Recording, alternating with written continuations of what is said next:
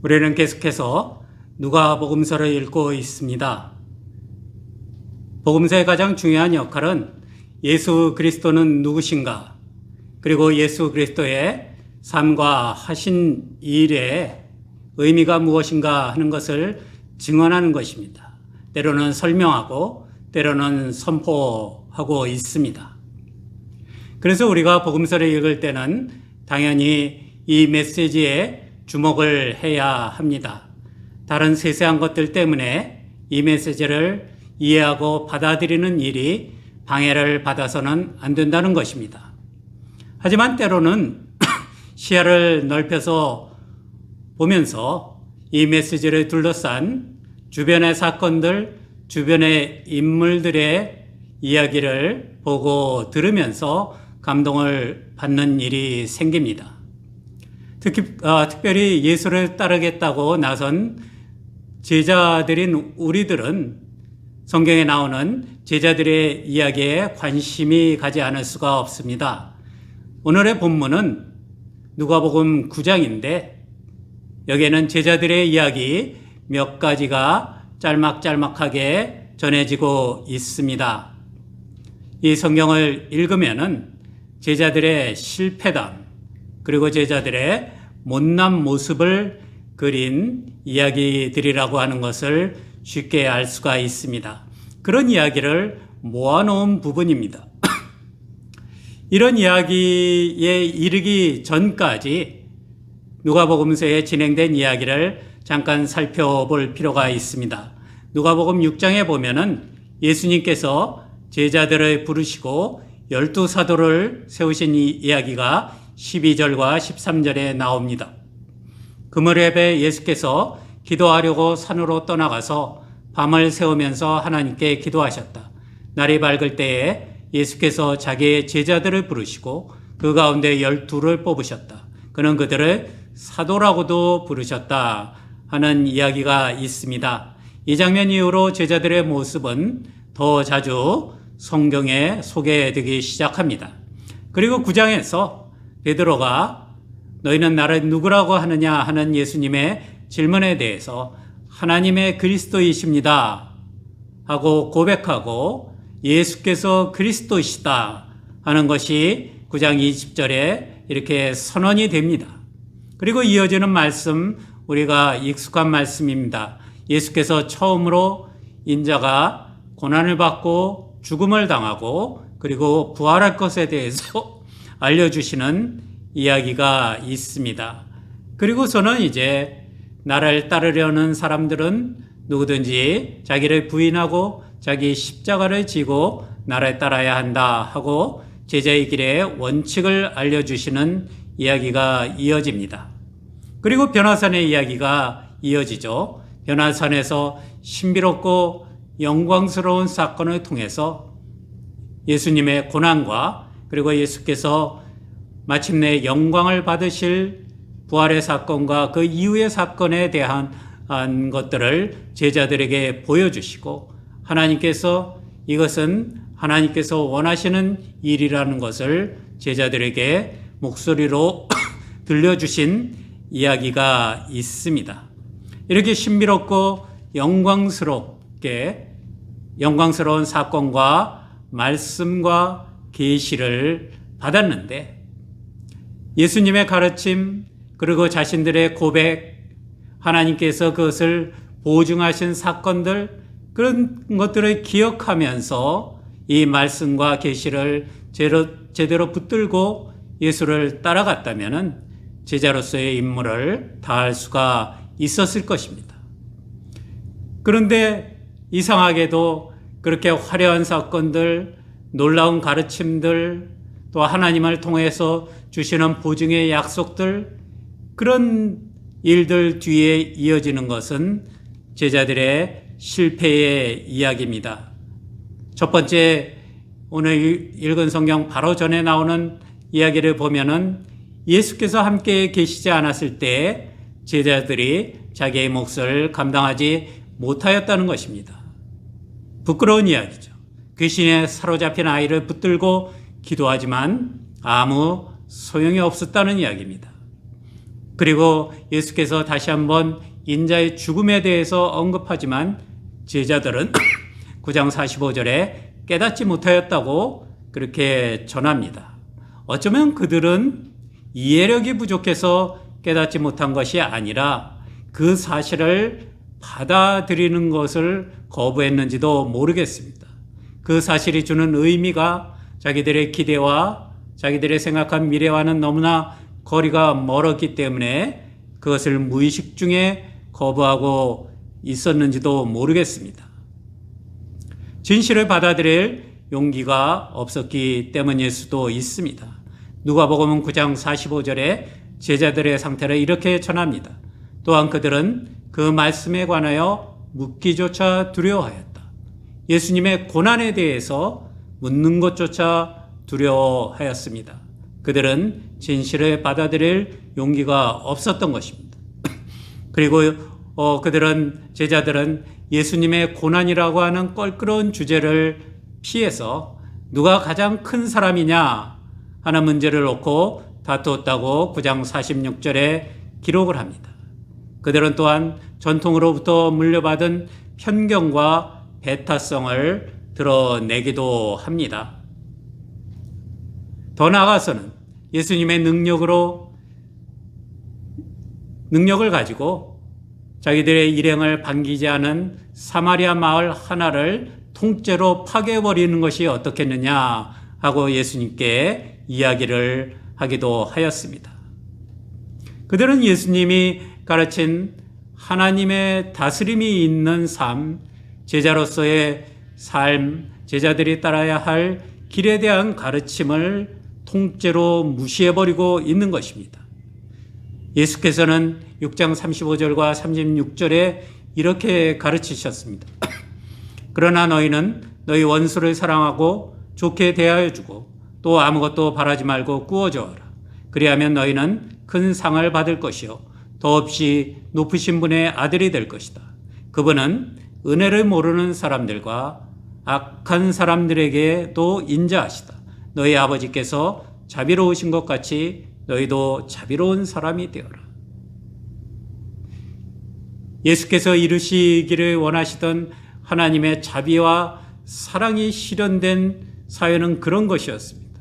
구별 없이 차별 없이 심지어는 하나님을 싫어하고 비난하고 하나님을 모욕하는 사람들에게도 은혜의 기회를 주시는 것이 예수님의 사역이었습니다.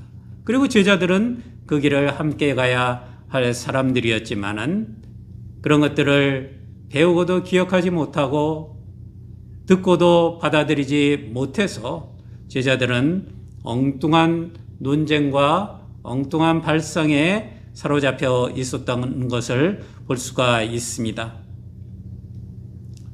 이런 제자들의 실패는 예수님께서 가르쳐 주신 제자의 길, 그리고 예수께서 그리스도로서 걸어가야 할 고난의 길에 대해서, 그리고 하나님께서 그것이 확실하니까 너희는 예수의 말을 듣고 그를 따르라고 특별히 알려주신 그런 모든 사건에 비추어 보면은 제자들의 이러한 실패는 더 안타깝기만 합니다.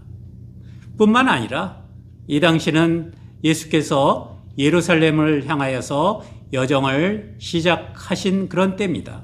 누가복음 9장 52절에 예수님께서 예루살렘을 향하여서 길을 떠나기로 하셨다는 말씀을 볼 수가 있습니다. 십자가를 향하는 구체적인 행보가 시작되는 시점에 제자들이 보이고 있는 모습은 정말 가슴이 아플 정도로 안타깝기만 합니다.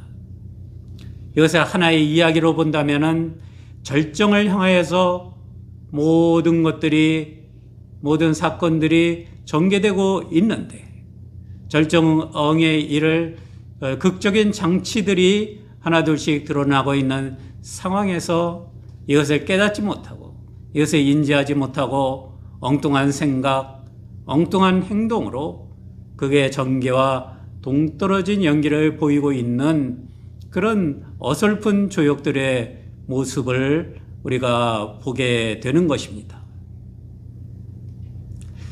누가복음에서는 이와 같이 아주 중요한 시점, 긴장이 극도에 달하는 시점을 배경으로 해서, 그리고 예수께서 또 하나님께서 제자들을 위해서 베풀어 주신 가르침을 배경으로 해서 제자들의 실패의 이야기를 도드라지게 보여주고 있습니다. 왜 그럴까요? 도대체 제자들의 실패의 이야기가 왜 이렇게 중요했겠습니까? 사실 실패의 이야기 자체가 중요한 것이 아닙니다. 실패의 이야기를 담는 것은 제자들을 깎아내리기 위한 의도가 아니었습니다. 여러분, 우리는 흔히 하는 말로 실패는 성공의 어머니다 하는 이야기를 자주 듣습니다. 다시 말하면은 실패는 그 자체로서 끝나는 것이 아니라 실패는 더 큰 이야기의 한 부분이기 때문입니다. 그래서 실패는 성장하는 이야기의 한 부분이 되고 있습니다. 여러분, 우리가 잘 알고 있듯이 누가복음은 사도행전으로 이어집니다. 이 두 편의 글이 합해서 하나의 온전한 이야기를 이루는 것이 누가의 의도였습니다. 이 누가복음의 속편이 되는 사도행전에서는 예수께서 떠나시고 남은 신앙 공동체를 이끄는 제자들의 모습이 실려 있습니다. 그들은 이 신앙 공동체의 지도자로서 자신의 직무를 다하면서 예수 그리스도의 기쁜 복음, 기쁜 소식을 전파하는 이 일에 최선을 다하고 있습니다. 사도행전은 그렇게 기록을 합니다. 이런 사도행전의 사도들 그리고 제자들의 모습과 누가복음에 담겨있는 제자들의 모습은 참 뚜렷한 대조를 이루고 있습니다. 세세한 일들이 많이 생략되었지만 누가복음과 사도행전은 사실상 제자들이 여러 가지 부족함과 실패를 딛고서 일어나서 성장해서 제 몫을 다하는 이야기를 전해주고 있다. 그렇게 보아도 지나치지 않을 것입니다. 여러분, 우리가 소설에도 적용되고 영화나 드라마 같은 데도 적용이 되는데 그 소설의 장르 중에 하나가 이제 성장물, 성장소설이라고 하는 것이 있습니다. 이것을 이제 독일에서 유래했기 때문에 빌딩스로만이라고 하는 말이 영어에서도 그대로 사용되고 있습니다. 이 성장소설은 보통은 이제 자전적인 소설입니다. 괴테의 자전적인 소설도 있고 제임스 조이스의 젊은 예술가의 초상이라든지 혹은 우리가 잘 알고 있는 헤르만 헤세의 데미안과 같은 소설도 크게 보면은 이 성장 소설에 들어간다고 할 수가 있습니다.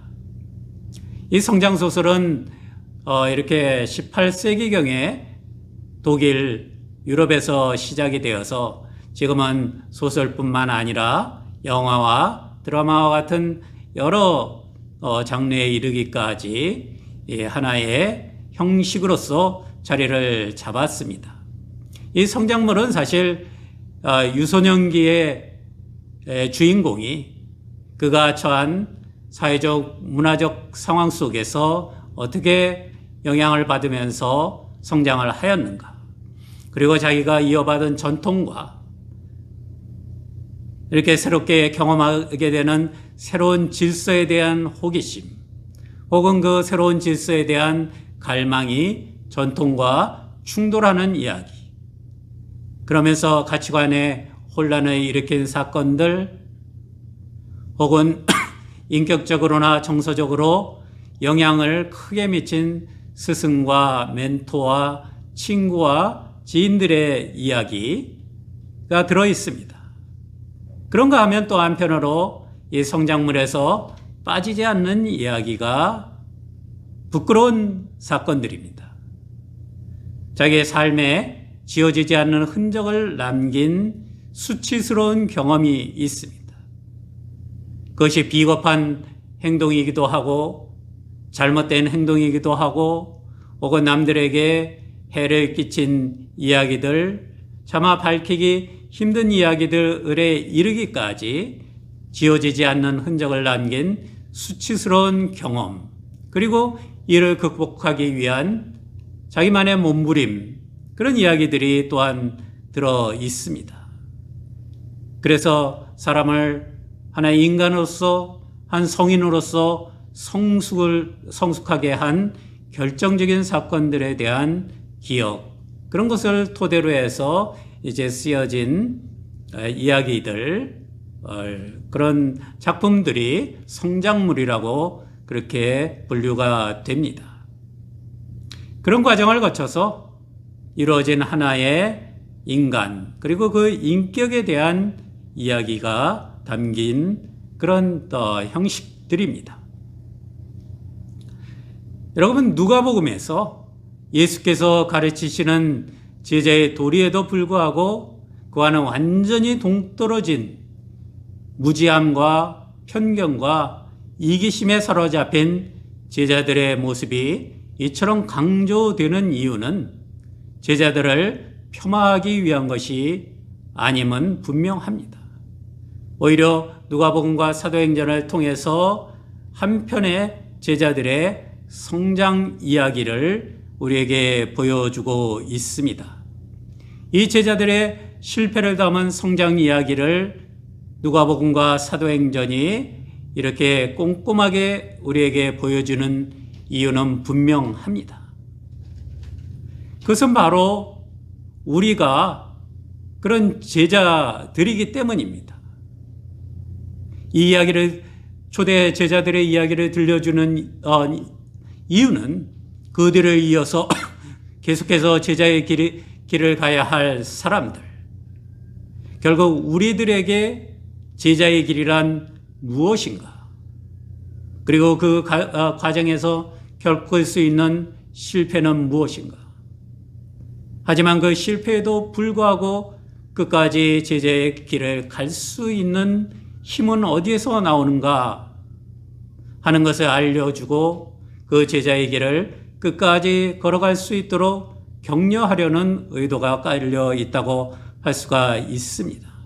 제자들의 성장 이야기를 통해서 우리들에게 제자로서 살아가는 길이 무엇인가 하는 것을 알려주기 위한 그런 목적이 있다고 할 수가 있습니다. 이와 같이 누가복음과 사도행전에 담긴 제자들의 성장 이야기에는 역시 마찬가지로 제자로서 부름을 받고 응답한 우리들의 지나간 모습 또 담겨 있습니다. 그리고 여전히 제자답지 못하게 살아가는 우리의 못난 모습을 비춰주고 있기도 합니다. 거기에서 그치는 것이 아니라 우리가 목표로 삼고 나갈 참된 제자들의 모습도 제시해 줍니다. 오늘의 본문은 이 시대를 살아가는 그리스도인들, 이 시대의 풍요를 누리고 그 풍요에 취해 있는 교회에게 제자로서의 모습이 과연 무엇인가 하는 것을 꼬집어 주고 있습니다. 이것이 아마 우리와 모든 교회가 보이고 있는 제자로서의 모습, 더 구체적으로 말하면 수없이 실패하고 있는 모습을 꼬집고 있는 말씀이라고 그렇게 읽혀집니다. 그래서 이 실패의 이야기가 유독 공감이 갑니다. 그리고 아프기도 합니다. 우리는 제자로서 어떤 모습을 가지고 있습니까? 교회는 과연 제자로서 어떤 자리에 있습니까? 자신의 역할을 잘 감당하는 칭찬받을 만한 자리에 있습니까? 아니면은 실패의 예로서 들어질 만한 그런 일들을 되풀이하고 있습니까?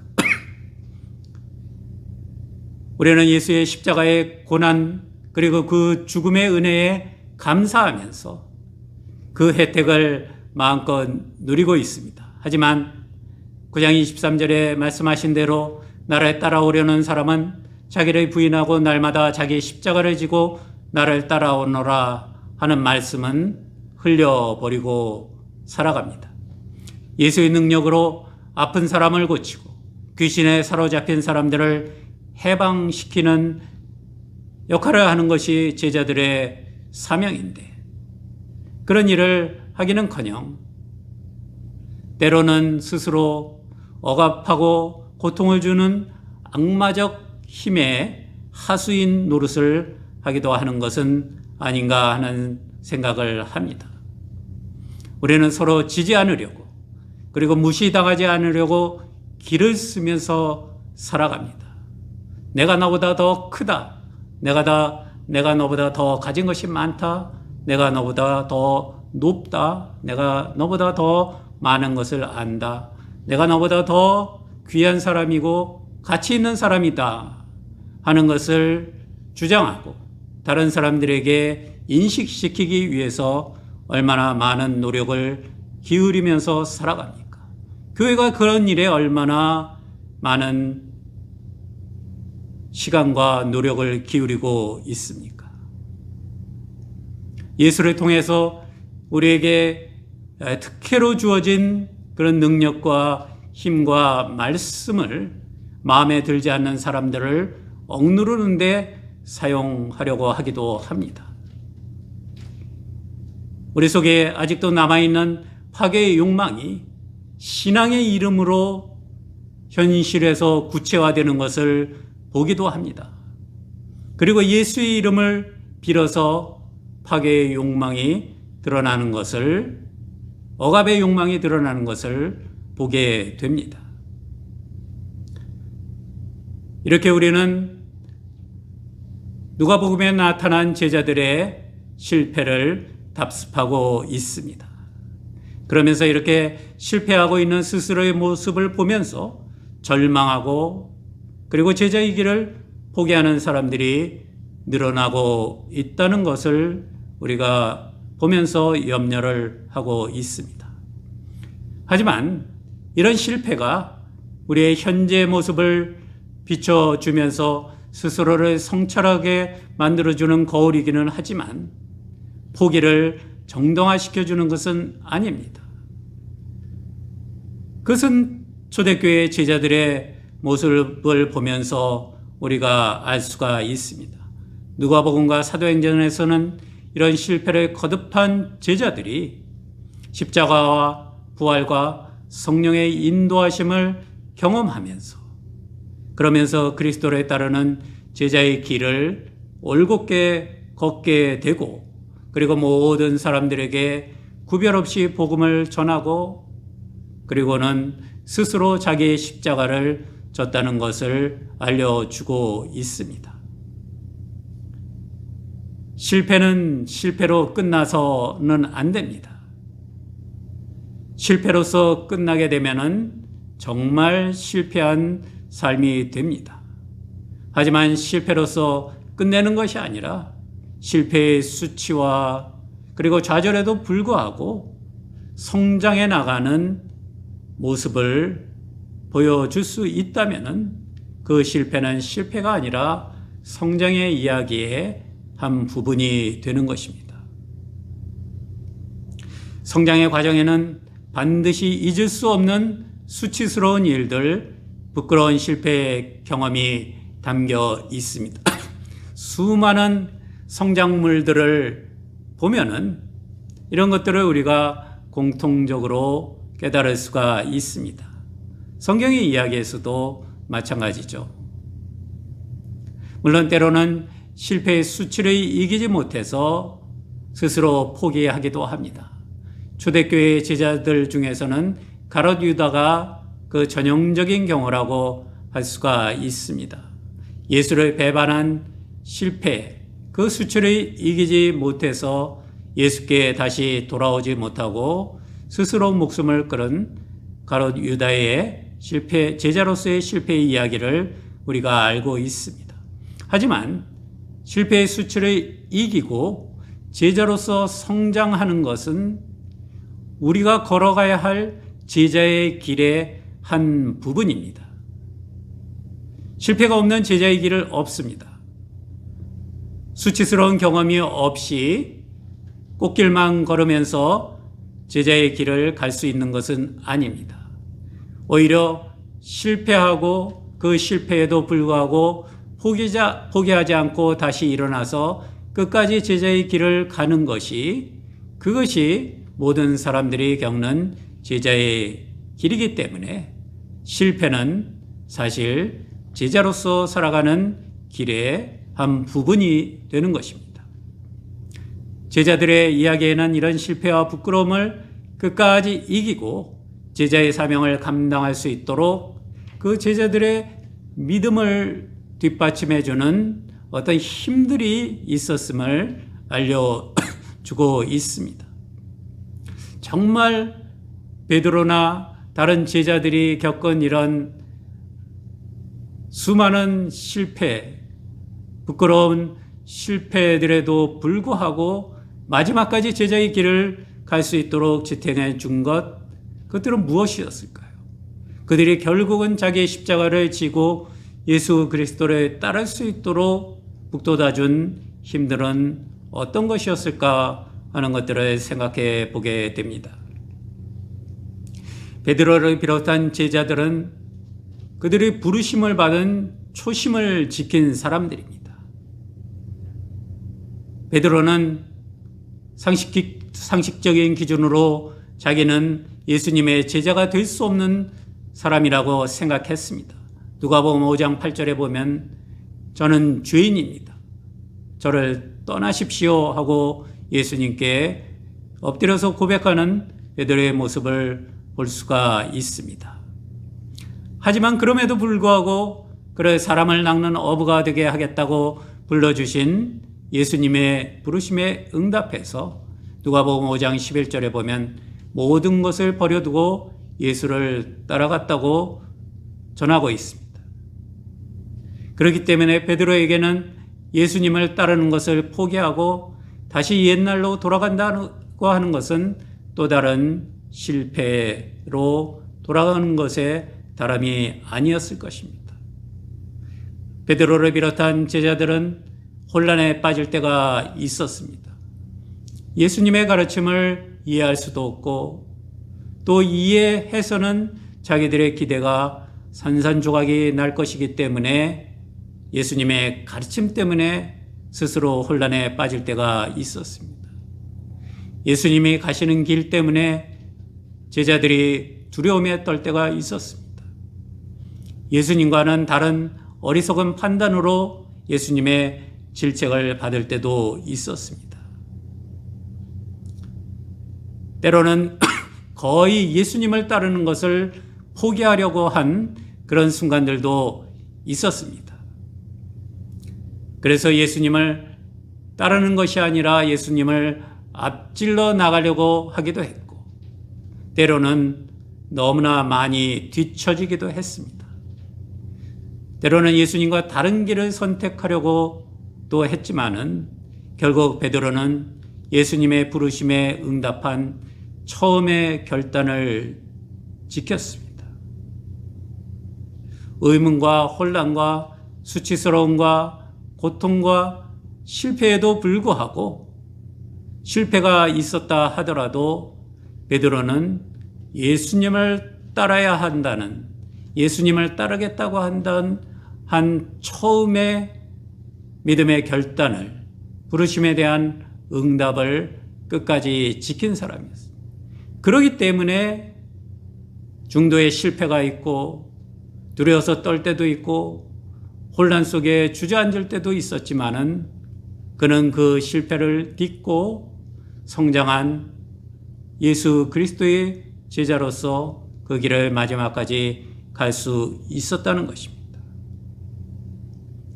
또 성장을 위해서는 자신의 부족함을 인정할 수 있어야 합니다. 사실 부끄러운 실패를 경험했을 때 사람들의 반응은 다양하게 나타납니다. 어떤 경우에는 그 실패의 부끄러움을 감추기 위해서 또 다른 무리한 일을 하기도 합니다. 그래서 더 큰 잘못으로 이어지는 경우도 있습니다.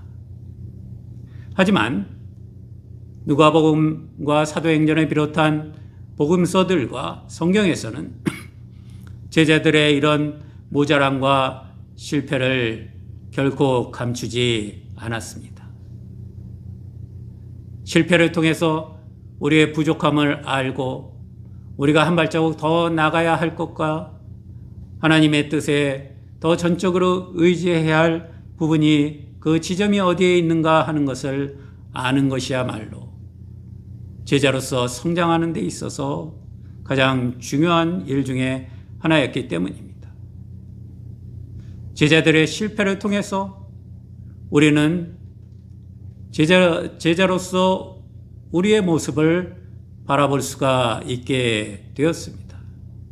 그리고 이를 극복한 제자들의 이야기를 기억하면서 우리도 실패에도 불구하고 다시 일어나서 예수 그리스도의 제자로서의 삶을 계속할 수 있는 용기를 얻도록 하기 위해서 실패의 이야기를 우리에게 전해주고 있습니다. 이 실패를 보면서 자신의 모습을 볼 수 있어야 합니다. 이 실패의 이야기를 재미로서 읽거나 아니면은 남의 이야기로서 읽는다고 한다면은 그것은 우리에게 아무런 도움이 되지 않는 지나가는 이야기가 되고 말 것입니다. 복음서에 나오는 제자들의 실패의 이야기를 접하면서 그 이야기에 비친 마찬가지로 제자가 된 우리의 실패를 떠올리면서 우리의 부족함을 바로 볼 수가 있어야 합니다. 그래야만 그 실패를 넘어서 신실한 제자로 살아가고 그리고 제자의 직무를 다한 초대교회 제자들의 뒤를 따를 수 있는 그런 새로운 제자들이 되는 것입니다. 스스로 자만하지 않기를 바랍니다. 교회가 부흥한다고 해서 많은 사람들이 우리의 신앙을 칭찬한다고 해서 혹은 우리의 나름대로 만족할 만한 상황에 있다고 해서 스스로 부족함을 모른다면 그것을 성경에 비춰볼 줄 모른다면 제자로서 성장하는 길은 더욱더 멀어지게 되는 것입니다. 우리의 부족함을 인정하고 또 우리가 잘못하고 우리가 실패하고 있는 것이 무엇인가를 바로 볼 수 있으면서 그러면서 또한 실패를 무서워하지 않고 실패 때문에 주눅들지 않고 실패를 넘어서 성장해 나가는 모습을 마음에 품고 주님을 따르는 일을 멈추지 않는다. 이것이 제자로서 성장하는 길이라는 것을 우리는 기억해야 합니다. 주님 앞에 우리의 부끄러운 모습을 인정할 수 있기를 바랍니다. 하지만 그것 때문에 실망하거나 실패하는 것이 아니라 그리스도를 따르겠다고 하는 우리의 처음 결심을 더욱 확고히 하고 우리가 부끄러운 일을 극복하고 예수님께서 기뻐하시는 예수님께서 믿고 그의 사역을 맡길 수 있는 제자 그리고 제자들의 공동체로서의 교회가 될 수 있기를 간절히 소원합니다. 기도하겠습니다.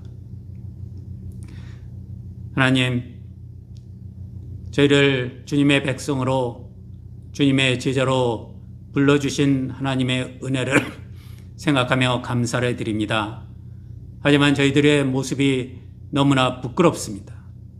주님의 기쁜 소식을 자유케 하는 소식을 전하기보다는 저희들의 자랑과 저희들의 명예와 저희들의 편안함을 위해서 살아가고 있는 것이 아닌가 돌이켜보게 하시고 그리스도를 주로 고백하고 그리스도의 고난을 통해서 받은 은혜를 기억하고 부활의 소망을 품고 살아간다고 하는 것이 무엇인지를 바로 깨달을 수 있도록 도와주시기를 간절히 원합니다.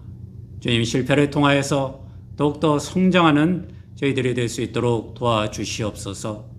오늘도 함께 예배드리는 모든 믿음의 식구들을 기억하고 은혜 주실 줄을 믿습니다. 가지고 나온 소원과 기도의 제목들이 있습니다.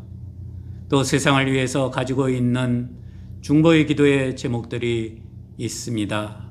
간절히 주님 앞에 예배드리며 기도하는 모든 이들을 주님께서 살피시고 응답하여 주시옵소서.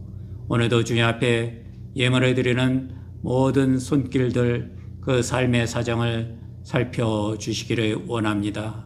경제적으로 어려움을 당하는 이들을 기억하여 주시고 저희가 주님의 손발이 되어서 함께 도우면서 함께 살아가는 귀한 삶이 될 수 있도록 도와주시옵기를 원합니다. 주님 고쳐주시고 주님 채워주시고 주님 축복하여 주시옵소서. 예수 그리스도의 이름으로 기도합니다. 아멘.